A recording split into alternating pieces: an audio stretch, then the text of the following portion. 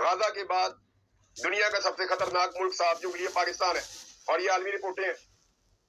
और पाकिस्तान के अंदर भी जो सबसे खतरनाक इलाके हैं वो खैबर पख्तूनख्वा और बलूचिस्तान नहीं है, वो सिंध, पंजाब और इस्लामाबाद है। आप अंदाजा करें इन्होंने क्या बना दिया पाकिस्तान को। और जबरी तौर पे लोगों को गुमशुदा या लापता करने के हवाले से इस वक्त पाकिस्तान इसराइल से भी आगे जा चुका है।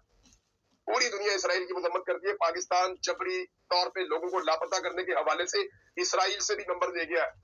ये हम कर रहे हैं अपने मुल्क के साथ। इस तरह ना अमन आएगा, ना इस तरह मुल्क आगे बढ़ेगा। अब अमन के लिए लोग बेचारे बाहर निकल रहे हैं, बार बार शोर मचा रहे हैं।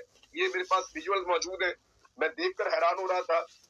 बहुत बड़ी तादाद में लोग निकले हैं करक में, मुराद सईद की कॉल के ऊपर, शाहिद खटक की कॉल के ऊपर।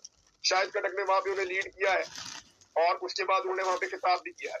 ये लोग अमन मांग रहे हैं। ये कहते हैं रियासती पॉलिसियों ने हमें तबाह कर दिया। ये कहते हैं गुड तालिबान और बैड तालिबान के चक्कर ने हमें बर्बाद करके रख दिया है।